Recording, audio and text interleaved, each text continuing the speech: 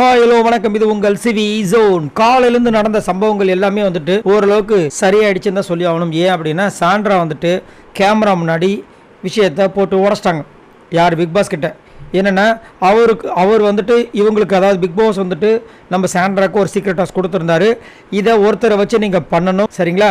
அதில் நீங்கள் வின் பண்ணிட்டா உங்களுக்கு ஒரு நாமினேஷன் ஃப்ரீ பாஸ் வரும். இன்னொன்று, டைரெக்டாக நீங்கள் உங்களுக்கு பிடிக்காத ஆட்களை நாமினேட் பண்ணலாம் டைரக்ட் நாமினேஷனில். சப்போஸ் தோத்துட்டிங்கன்னா உங்களுடைய நாமினேஷன் பாஸ் வந்து இன்னொருத்தவங்களுக்கு போயிடும், ஆப்போசிட்டில் இருக்கவங்க போயிடும். நீங்கள் டைரெக்டாக நாமினேட் செய்யப்படுவீர்கள் அப்படின்ற மாதிரி ஒரு டாஸ்க்கு. இதை வந்து பிரஜன் கூட சேர்ந்து நைட்டே நிறைய விஷயங்கள் பண்ணியிருப்பாங்க. அதில் வந்துட்டு அதிகப்படியாக அடி வாங்கினது நம்ம திவாகர் தான். வேறு யார் அவங்க வாங்குவா? மற்றவங்களாம் தான் திருப்பி கொடுத்துருவாங்களே. இப்போ என்னென்னா, அவங்க நினச்ச மாதிரியே ஒருத்தர் வேலையை ராஜினாமா பண்ணிட்டார் விக்ரம். இன்னொருத்தங்க பணி மாற்றம் நடந்து விட்டது, அது வியானா. திவாகரும் மனசு உடஞ்சிட்டாரு, ஃபயரிங் பண்ணிட்டாங்க. அதுவும் வந்துட்டு ஒரு டாஸ்கில் இருந்தது, அவரையும் வந்து சொல்லிட்டாங்க. பட் அதை நீங்கள் கணக்கில் எடுப்பீங்களான்னு எனக்கு தெரியல. பட் இதுதான் பிக் பாஸ், நான் வந்து என்னோடய டாஸ்க்கை முடிச்சிட்டேன் அப்படின்னு கேமரா முன்னாடி சொல்லிட்டு போயிட்டாங்க.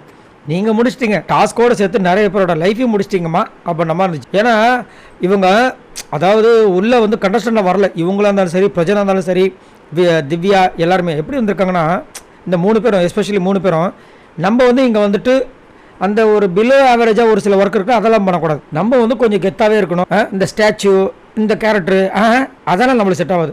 நம்ம ஒரு ஹீரோயின் லெவலில், ஒரு ஹீரோ லெவலில், ஒரு மேனேஜர் லெவலில் இப்படி தான் பண்ணுன்ற மாதிரியே ஒரு விஷயத்தை எடுத்துகிட்டு போகிறாங்க.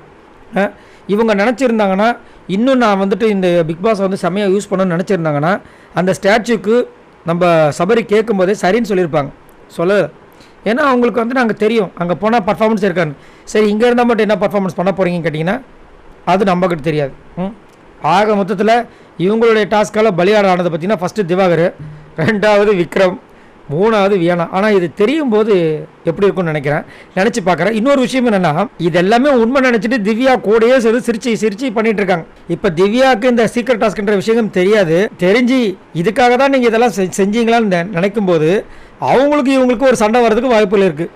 ஏன்னா 2 பேரும் பாம்பு வக்கிரிஸ் அப்படின்னும் போது திவ்யா அதுவும் இந்த மாதிரி பண்ணால் பிடிக்காது. சப்போஸ் சொல்லியிருந்தாங்கன்னா பிரச்சனை இல்லை, அதை அவங்க எடுத்துக்கிற மனநிலைமையை பொறுத்து.